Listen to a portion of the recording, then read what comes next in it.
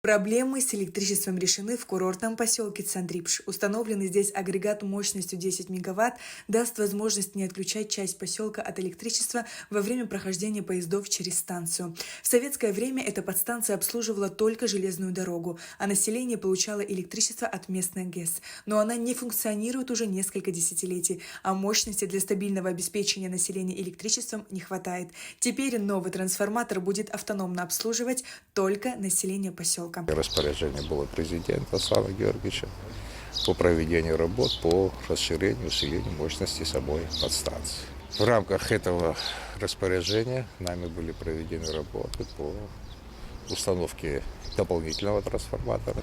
Было построено все сопутствующее линейное коммутационное оборудование, новое было построено, цифровое, современное. И те нагрузки по населению, которые были в перегрузе, все мы перераспределили их на эти два трансформатора, и сегодня она прошла в хороший, нормальный режим работы. Генеральный директор Черноморэнерго Тимур Джинжолия пояснил, что перед вводом трансформатора в эксплуатацию на самой территории был проведен большой объем работы, а именно расчистка, подсыпка, а также демонтаж старого оборудования. Здесь появились ячейки трансформатора собственных нужд, новые кабели, опоры и воздушная линия. Раз, два, три фидера вывели новые, с заменой кабелей, всех коммутирующих устройств. И аварийную ситуацию мы на сегодняшний день вынесли за территорию подстанции, так скажем. Но сами сети в очень плачевном состоянии. Работы на подстанции Цандрипштяга велись за счет средств администрации Гагарского района, Черноморэнерго, а также АЖД. То, что мы видим здесь, это достаточно серьезный шаг.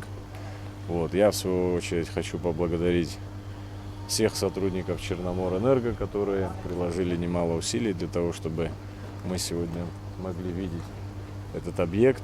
Хочу выразить также благодарность администрации Гагарского района. Депутаты парламента, в свою очередь, поддержали включение 10 миллионов рублей в бюджет республиканский. Администрация района в такой же сумме поучаствовала в этом проекте. Это говорит о том, что различные органы власти сообща, понимая сложность, которая есть в этом районе, решила задачу на данном этапе.